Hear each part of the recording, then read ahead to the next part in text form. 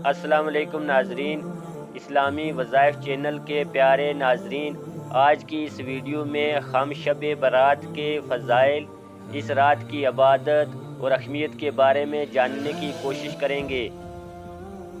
رمضان سے پہلے والے مہینے کو شعبان کہتے ہیں۔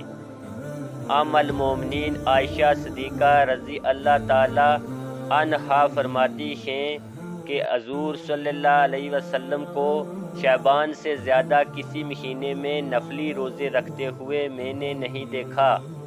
حضرت انس رضی اللہ عنہ فرماتے ہیں جو شعبان کے مہینے میں ایک روزہ رکھتا ہے وہ جنت میں حضرت یوسف علیہ السلام کا ہمسایہ ہوگا، اور اس سے حضرت ایوب رضی اللہ عنہ اور حضرت داؤد علیہ السلام جیسی عبادت کا ثواب عطا ہوگا۔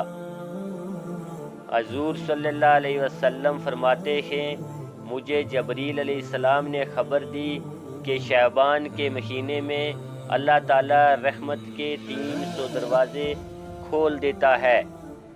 حضرت انس رضی اللہ عنہ بیان کرتے ہیں کہ نبی کریم صلی اللہ علیہ وسلم سے سوال کیا گیا کہ سب سے افضل نفلی روزے کون سے ماہ میں ہوتے ہیں؟ آپ صلی اللہ علیہ وسلم نے فرمایا شعبان میں۔ آپ نے فرمایا جو شخص شعبان کے مہینے میں 3 روزے رکھتا ہے اور پھر وہ مجھ پر درود شریف پڑھتا ہے تو اللہ تعالیٰ اس کے تمام گزشتہ گناہ معاف کر دیتا ہے اور اس کے رزق میں برکت فرماتا ہے۔ شب برات کو اللہ تعالیٰ چند لوگوں کو چھوڑ کر باقی سب کی مغفرت فرما دیتا ہے۔ وہ چند لوگ ہیں: نمبر 1 مشرک، نمبر 2 کینہ رکھنے والے، نمبر 3 قطع رحمی کرنے والے یعنی کہ وہ لوگ جو دوسرے پہ رحم نہیں کرتے، نمبر 4 والدین کے نافرمان، نمبر 5 شرابی، نمبر 6 کسی کو ناک قتل کرنے والے، نمبر 7 جادو کرنے والے اور کروانے والے۔ شب برات میں 3 اعمال حدیث سے ثابت ہیں۔ نمبر 1 15ویں رات کو نفلی اور انفرادی عبادت کرنا، نمبر 2 اس رات کو قبرستان جانا بھی ثابت ہے۔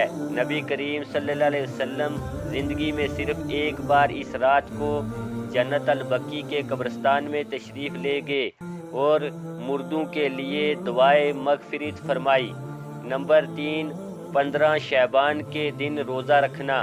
ویسے بھی ہر اسلامی ماہ کی 13، 14 اور 15 کو آپ صلی اللہ علیہ وسلم سے روزہ بہت کثرت سے رکھنا ثابت ہے۔ اللہ تعالی ہمیں بھی توفیق عطا فرمائے، آمین۔ پیارے ناظرین، اگر آپ کو آج کی ویڈیو اچھی لگی ہے تو اس ویڈیو کو لائک کریں اور اسلامی معلومات اور وظائف حاصل کرنے کے لیے اس چینل کو سبسکرائب کریں۔ السلام علیکم ورحمۃ اللہ وبرکاتہ۔